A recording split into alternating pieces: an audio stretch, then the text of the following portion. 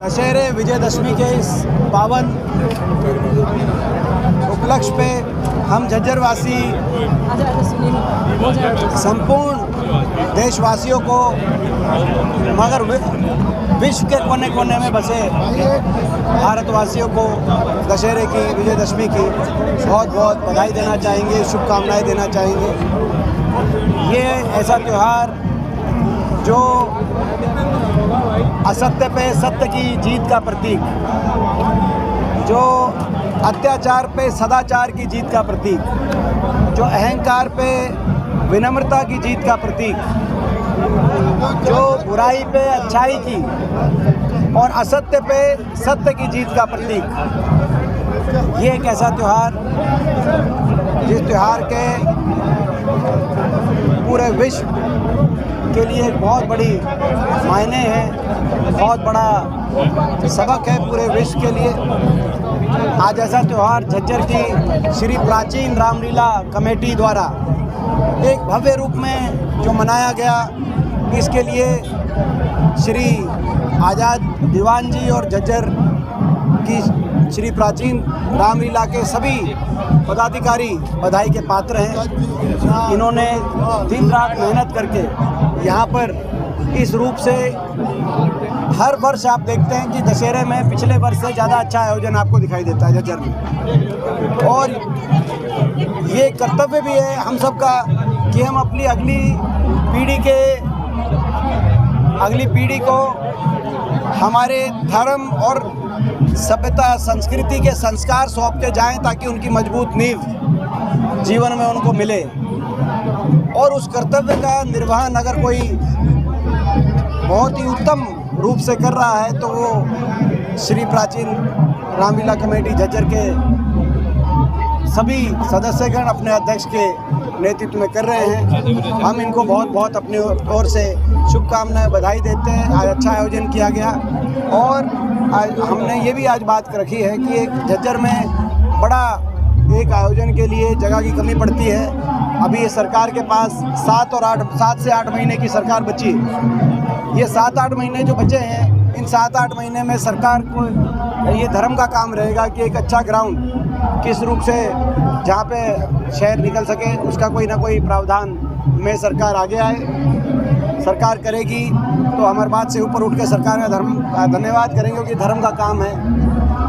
और नहीं करेगी यदि, तो मैं समझता हूँ कि कहीं ना कहीं आने वाले समय में लोगों के आशीर्वाद से यदि हमें मौका मिला तो हम वो करने का काम करेंगे। इसके साथ साथ इस बार ये भी हमने देखा गया कि पिछले कुछ वर्षों में जो रामलीला का आयोजन किया जा रहा है अलग अलग भिन्न शहरों में, उन पे बहुत भारी टैक्स इस सरकार ने लगाने का काम किया है इनडायरेक्टली।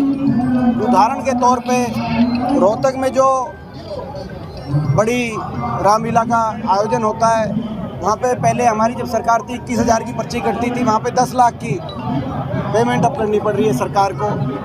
तो ये मैं समझता हूँ कि ऐसे धर्म के कार्य में इस तरह का टैक्स लगाने का काम एक अधर्मी सरकार ही कर सकती है। तो हम ये पूरे हरियाणा में जो रामलीला कमेटियाँ हैं, उनको इस रूप से सरकार द्वारा जो है कहीं ना कहीं इन्होंने इतना बढ़ाकर जिन सरकार उन पे जो है उनसे रामलीला के आयोजन के लिए वो खुद भी अपना खर्चा कर रहे हैं और उनके ऊपर इतना जो बोझ डालने का काम सरकार ने किया है। हम ये आह्वान करते हैं कि अगली रामलीला तब तक हरियाणा के अंदर नई सरकार होगी, लोगों के आशीर्वाद से हमें विश्वास है कांग्रेस पार्टी की सरकार होगी, हमारी सरकार होगी। अगली रामलीला और दशहरे में कहीं भी कोई किसी से कोई म्यूनसिपल कमेटी, कॉरपोरेशन, परिषद, हुड्डा, कहीं भी कोई ग्राउंड जिसके अंदर रामलीला का आयोजन हो, उसमें कोई किसी रूप से कोई टैक्स नहीं लिया जाएगा। ये हम आह्वान करना चाहते हैं। तो क्या 2024 में इस अहंकारी सरकार का भी अंत होगा? देखिए, ये अहंकार तो ये एक सबक है। अहंकार तो किसी का नहीं टिका इस सृष्टि में। जो रावण, जिनके बारे में कहा जाता है कि वो उनमें बहुत सी शक्तियाँ थी, बुद्धिमत्ता थी, लेकिन उनमें एक त्रुटि थी, वो अहंकार। और वो अहंकार उनका चकनाचूर हुआ और वो एक मैं समझता हूँ हमारे देश संस्कृति सभ्यता और धर्म का सबसे बड़ा अगर कोई प्रतीक है कि अहंकार किसी का नहीं टिका इस सृष्टि में, तो आज का पर्व। और ये जो सरकार, ये सरकार को भी अहंकार हो गया, ये अहंकारी सरकार, ये घमंडी सरकार हो गई है। मुख्यमंत्री जी के बोल आम नागरिक के लिए जो उनकी जो भाषा है उसमें अहंकार टपकता है। पहले तो 9.5 साल वो चंडीगढ़ छोड़ने को तैयार नहीं हुए, अब जन संवाद कार्यक्रम के माध्यम से मुख्यमंत्री जब निकल रहे हैं तो जहाँ भी कोई अगर उनको कोई उनके सामने समक्ष कोई मांग रखे जनता में से, अपनी पीड़ा रखे, तो मुख्यमंत्री जी का जो जवाब होता है वो अहंकार से लबालब होता है। अभी एक महिला ने कहा कि जी हमारी बेरोजगारी देश में सबसे ज़्यादा हो गई, यहाँ पे एक फैक्ट्री लगवाई है। उन्होंने कहा चंद्रयान भेज देते हैं आप। एक महिला ने कहा कि मेरा 22 साल का बच्चा नशे से चला गया सिरसा में, उन्हें इसको उठा के बाहर फेंकवाओ।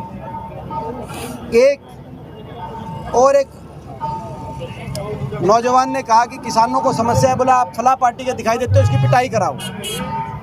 और अभी पीछे एक और उन्होंने कहा कि ये जो सिक्योरिटी वाले देखे ये धक्के मार के बाहर कर देंगे। हमारी भी सरकार रही, मुख्यमंत्री जी घमंड ना करें, सिक्योरिटी से धक्के लगाने के धमकियां ना दे लोगों को। हमारी भी सरकार रही, हमने लोगों के धक्के खाए होंगे, कभी सिक्योरिटी से धक्के नहीं मरवाए। बाकियों की भी सरकार रही देश में, इस तरह का घमंड, इस तरह का अहंकार 7वें आसमान पे, तो मैं समझता हूँ ये भी घमंड ज़्यादा दिन नहीं रुकेगा, ये घमंड भी ज़्यादा दिन नहीं रहेगा।